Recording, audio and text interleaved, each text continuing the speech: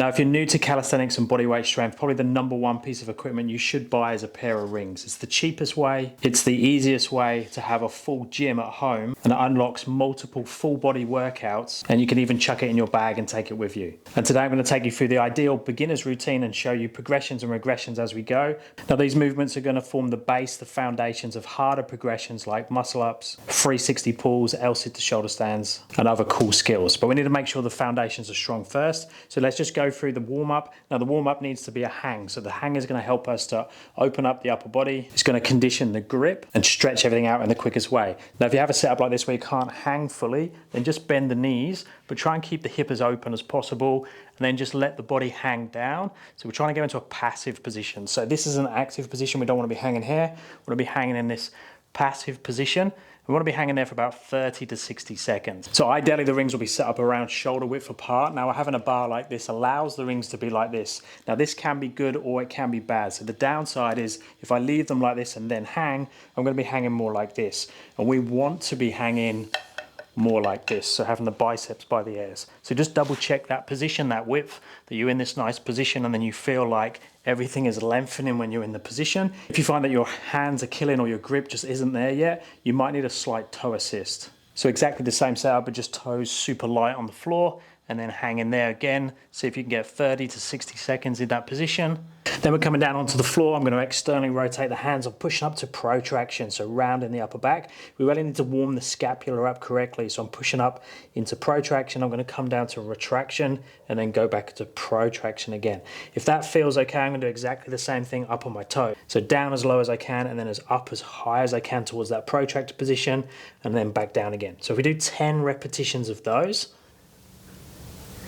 and then we're going to jump back up on the rings and go into an active passive hang. So this is the same as our passive hang position we was just in for the hold, but instead of holding in this position, now I'm going to pull up as high as I can to active position, back down to passive again, and I'm going to do that for 10 repetitions.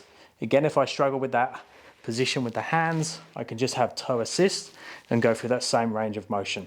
I'm then going to stretch the shoulders out even more. I'm going to place the hands down on top of the rings. Now, I've got 2 sets of rings set up here, but obviously if you're using 1 set, you're going to have to adjust these as you go. Now, if you do have a bar set up like this, you would be able to hang off the bar some of the time and then use the rings for the ring-specific movements. So next we're going to go into the German hang. So this is a really good stretch for the biceps and the shoulders. So I'm going to place the hands down on top of the rings. I'm going to walk through the rings into that position, and now I'm going to turn the rings that way so it's not so intense, not so aggressive. I'm going to walk backwards, and then I'm going to see if I can get my knees to the floor. Now, if that feels okay and I want to wind it up even more, I'm going to sit back and sit down, and that's going to give me a much stronger, more intense shoulder stretch. If it's too hard, you can lower the rings, or you can just come back out a little bit. But you want to make sure that you're getting a good stretch, but there's no pain. So for this one, I'm going to hold for around 20 to 30 seconds. Next, I'm going to use ring support to help me to go up and down through a squat position. So I'm going to go nice and wide with the feet, and I'm just going to sit down into a resting squat with the support from the rings to stop myself falling backwards. I'm going to try and get my hamstrings to my calves, my butt as close to the floor as I can. So I'm going to do about 20 to 30 second hold in this position. Now, if it's super uncomfortable, you can come up and then just go back down again. But ideally, you'll hang out here for time. Then we can go into our first circuit. So our first circuit is just going to be a comfortable row position. So chest against the rings and then coming down and back up, chest touching, down and back up. So notice the hips are closing on the way down, but then I fully open at the top, chest touches the ring, come back down again. So we don't want this one to be too hard. We want to do a comfortable 10 to 12 repetitions. If that feels too hard, just walk the feet backwards. If it feels easy, walk the feet forwards, or you can play around with the length of the strap. Then I'm going to walk around to the other side. I've shortened the rings a little bit. I'm going to go into a push-up. I'm going to start with the rings touching each other, and then I'm going to come down. Biceps or shoulder touches the ring. Try and keep in a straight body position, and then push back up, kiss the rings together, and then come back down again. Now, same thing, it wants to be nice and easy, so 10 to 12 repetitions. You should be able to hold a conversation as we're doing it. If it's too hard, you can walk the feet forwards. If it's too easy, you can walk the feet backwards, or you can make the straps longer. So same setup as we had earlier, but now I'm going to go all the way down and all the way back up again. 10 repetitions. So try and keep the torso nice and upright, not leaning forwards too much. Try and go as deep as you can. So think of this is as much about mobility than it is strength. And nice 8 to 12 repetitions, depends where you are, what your conditioning is like. And then I'm going to finish that circuit with a ring support. Now, ideally, the goal is to be able to push up into this position and hold with control. But if you're new to the rings, you're probably going to find that that's going to happen. The rings are going to ping out. Now, we've got a couple of options to make that easier. We could use P-bars or boxes. So if you have these, now these are way more stable. So I can go into that same position. So pushing the arms into my side, I can adjust the height, get that to mimic the rings. Exactly the same thing, pushing down and away. Open the chest, bring the shoulders back and down. So we don't want to be holding in this position, we want to be holding there. We can then build the time up, 20 to 30 seconds we're aiming for. You can accumulate that if you need to.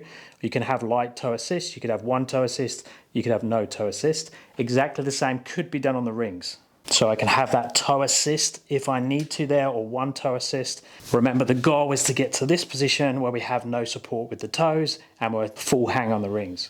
Now I recommend you repeat that for 2 to 3 sets or 2 to 3 rounds, progressively making things slightly harder. If you are going to do harder variations, you can bring the repetitions down to around 8. But just make sure that your technique and your form is still staying good. I'll show you some harder progressions with those 3 now, before I show you the finishing movements. So to make the row harder, I've brought the rings down lower and I'm going to walk underneath the rings now. I've got my knees bent, I'm in that position, so I'm rounding the back slightly, and now I'm going to pull, open the chest, touch the rings, hold for a second, and then come back down again. Now this can be made even harder again by extending the legs away, but we're more underneath the rings. But make sure you're getting that contact with the chest. You're going for a full range of motion, so straight arms, rounding the back of the bottom, coming all the way up and touching. Now for the push-ups, I've moved the rings much lower again, but now instead of walking forwards with the rings to make it easier, I'm making it harder by keeping the ring in line with the attachment point. I'm going into my push-up position there, so the top of the push-up, pushing up into my upper back, to that more protracted position, and then I'm going to come down, bring the elbows into my side, all the way down to my bicep or shoulder touches the ring, and then push back up and round out the top, still kissing the ring there for control at the top, and then coming back down to that bottom position again, and back up again. Now if needed, reduce those repetitions to like 6 to 8, but I wouldn't go any lower than that. And then instead of the standard squat position, I'm now going to go into a Cossack version. So I'm going to hold onto the ring to keep me nice and upright. So I'm going to start in that wider split position with both legs straight, and then I'm going to close one leg, sit into the squat on that side, but the other leg is staying straight. I'm keeping that foot pushed into the floor, trying to keep the torso upright, then all the way back up. Repeat on the other side, same thing. So really trying to work mobility as much as I can, but making sure that the torso stays upright. And I'm going to aim for around 6 to 8 repetitions on each side. So don't worry too much about depth to start with. That will come with time. And you can play around with the distance between your feet to find a comfortable position that allows you the biggest range of motion. And then if we're holding that support position quite comfortably, we can make it harder by bringing the knees up towards the L-sit position. Obviously L-sit can be progressed to straight legs, but to start with, just focus on having knees bent. See if you can get 20 to 30 seconds in that position, and really focus on getting those arms into your side, and upright chest, shoulders back and down, and big smile in that position. And then once you've done that circuit 2 or 3 times, I would then go on to the finishing movement, which is the skin the cat type variation. Now I say type variation because there's lots to play with here, depending on your level and your confidence. So let's first set the rings up, and this works for everyone in an L-sit position on the floor. So I'm going to sit like this. Now you notice the rings here are too low. I want to have them in that position. So I want to raise the rings up to that height. Okay, so more like that. So I'm sitting in an L-sit position now with the rings directly above my head. I'm going to bend one leg, and I'm just going to see if I can lift this leg up in the air and then come back down again. Now I'm going to show you the harder variation first. So the harder variation is to pick yourself up from there, go all the way through, find the floor, go all the way to your German hang, into a kneeling position, and then kick back through, back to your starting position and come back down again. Now, some of you aren't going to have the confidence, the strength, or the control yet to go through that. And if that's the case, we can make it easier by starting in the German hang, like we did earlier, into that position, turn the rings over, kneeling position. So there's that stretched position. And now I'm going to use my leg to step up, push through, hip comes towards the rings like that. And then I'm going to do a little jump come through, 1 foot touches the floor, and then I come back down.